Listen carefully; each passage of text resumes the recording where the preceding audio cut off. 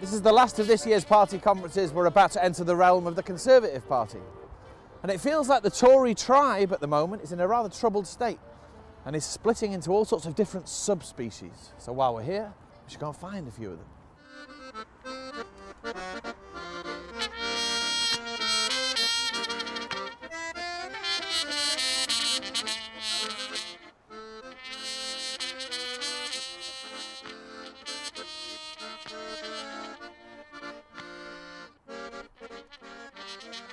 Every week, it seems, brings the launch of a new internal Tory grouping. The 2020 group, the 301 group, Conservative Voice.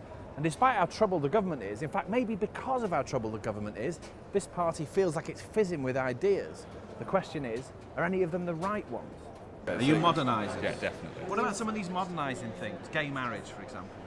Well, I'd rather call it civil partnerships. And stop there. And stop there. Right, okay. So are you Thatcherites to any extent? I would say that, I was a modern Thatcherite. I think Thatcherite was right for the time. We believe in individual parliamentary supremacy. We believe in individual sovereignty of the nation states. We believe in small government. All of those good centre-right policies. Practical libertarianism, I suppose, where you kind of put it. You're a practical libertarian. There's right. one. It's like, okay. There is a limit to it.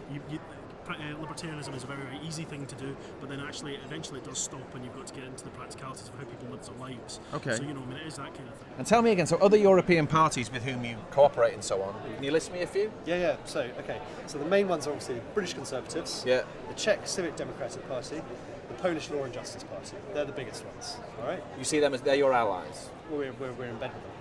I would obviously put myself in the centre wing of the party. My friend here, my local chairman, is on the right wing of the party. Channeling all these ideas is that mind-boggling and often confusing array of internal Tory groupings. Yeah. Have you heard of the 301 group? No. 2020 group, have you heard of them? Come on, Jeffrey. You're the politician amongst us. No. What about the 301 group? Have you heard of them? Nope. Okay, 2020 group? That rings a bell. We're keen to be mainstream and we're keen to welcome all comers, so we don't want to define ourselves by left or right. But neither do we want the public perception of the Conservative Party to be shaped by a purely right-wing agenda. So what's the difference between the 2020 and the 301 group? Well, the 301 group is about how we build on getting a majority in the next parliament. The 2020 group is looking at post-Cameron, where does the party go next in terms of modernisation. The founders of the 301 group felt that there needed to be another forum that was slightly less traditional in its outlook and could be a forum for people who wanted to come together and put, a different position forward and research things differently to the 1922. What do you make of Conservative Voice? I'm afraid they haven't impacted on me, I'm afraid. I haven't been to any of their meetings, so I really couldn't comment on that. Have you heard of a group called Conservative Voice? Yes. Do you know what they're there to do and what they're all about? I think it's a bunch of right-wing new MPs, isn't it?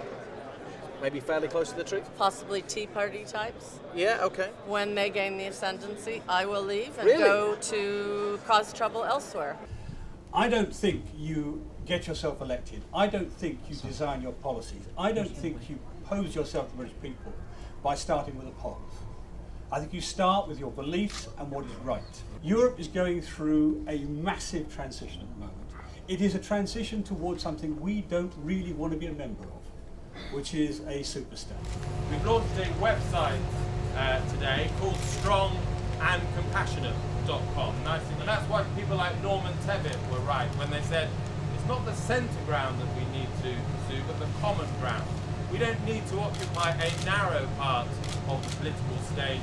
We need to occupy the whole of the political stage.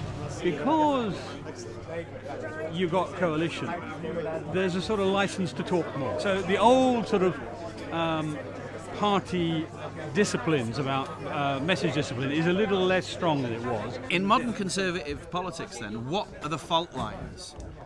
that denote what you're talking about? Where is the argument? Well, I don't think it's a fault line so much as just a sort of thought process going on the capitalism thing. There's a thought process going on, undoubtedly, and that's as it should be.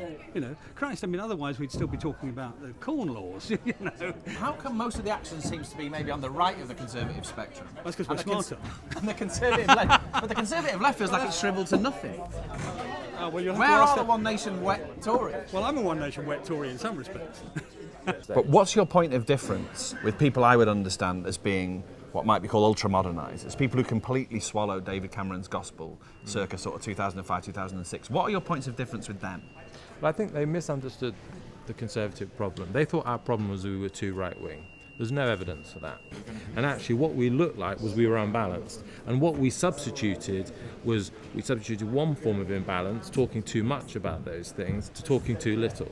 And we actually focused on climate change and other things very interesting, important to Guardian readers, John Harris and Polly Toynbee, but not so I don't write much about climate change, actually. Not so interested in our... I'm not paying enough attention to your writings, obviously, as well. But not enough attention to the blue-collar class of voters who were the part of John Major's majority in '92. Right. So you want a more sort of populist, common man, less metropolitan sort of conservative? Exactly. Okay. Is there any danger in this great mushrooming of ginger groups and internal debate that people will be reminded of the Labour Party in the late 70s and early 80s? I am a bit. The great difference there was the Labour beliefs, the left-wing beliefs at that time of massive nationalisation and getting rid of the bomb and everything, they were incredibly unpopular positions. Most of the conservative traditional positions on Europe and crime, etc., are actually very popular. Free market economics, though, one could argue, has maybe reached the end of the road. Free market economics. This is a tough time for the West, but around the world has never been richer, healthier, longer life expectancies, disease is under control. Actually, in a historical perspective, capitalism is delivering unprecedented prosperity. Not round here. Not round here, but actually capitalism is a huge success.